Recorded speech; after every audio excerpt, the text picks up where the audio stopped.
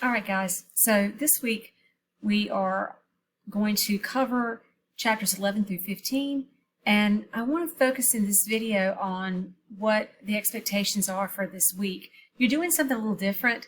We've done some journals and you've done some study guides, but the problem with those is that it's a singular conversation between you and me.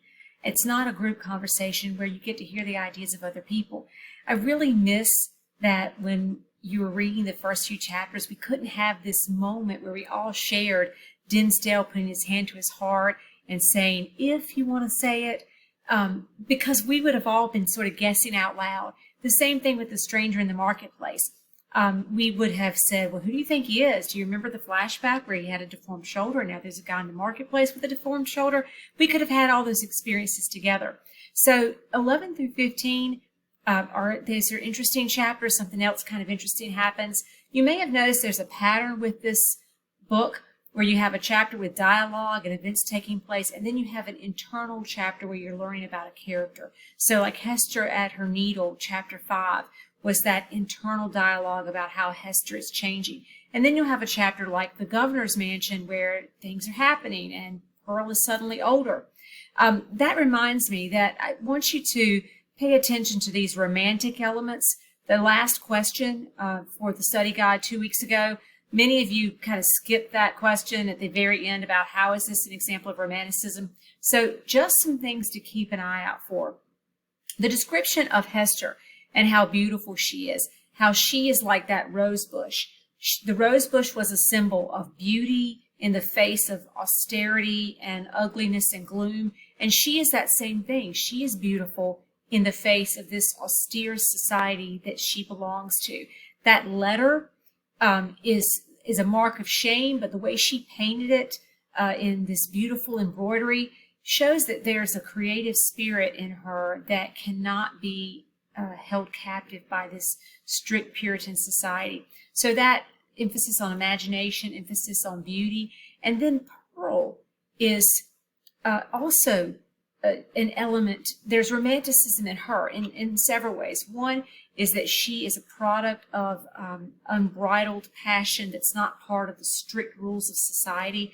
And also she has this childhood intuition that she recognizes this voice and she sort of knows who that voice is. And she also recognizes the villainy in Chillingworth.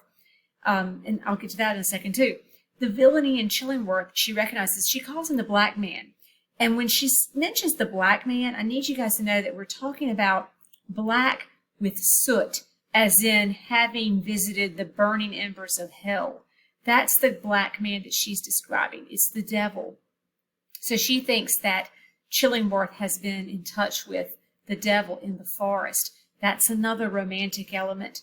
The Puritans viewed civilization as where there is safety and the rules of society take care of you, and the devil and the savages are out there in the woods. Remember, the Romantics had the complete opposite idea, that civilization was where creativity was suppressed and people could not be their true selves, where the forest was where people could be free and experience nature and all that. So that conflict is in there the whole way. Another aspect of romanticism is symbolism of the rose bush, but also, I asked you about this in one of the study guides, Chillingworth is not Chillingworth's real name. So that is a symbolic name that he picked for himself. If you go back and you look at that chapter, The Interview, you'll see how he describes himself to Hester, that he seemed to be a man who had spent all of his time in books and learning, and that he wanted Hester to warm his heart. But she didn't, because he got shipwrecked and then held hostage, and so he has chosen that he's going to be Chillingworth.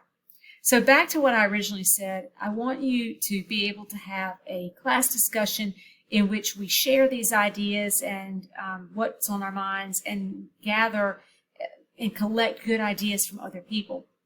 So down here, I have, you're going to read 11 through 15. There is a study guide here.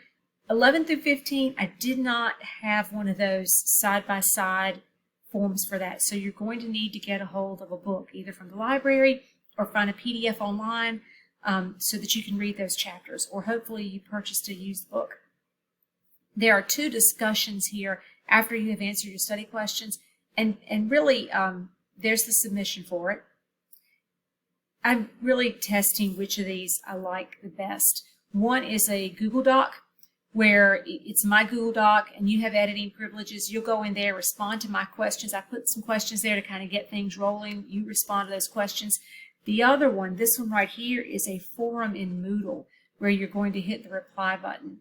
I don't know which one I like best. I kind of think I'm going to like Google best, but we're going to try to participate in both of those. There are questions about 2 different chapters. One's 10 through 12 and one's 13 through 15. Lastly, this is just for kicks, is a Prezi here that a student did, and it was so good that I wanted to share it with you. It's a few years old, but I thought that it might help you better understand some of the conflicts that are taking place.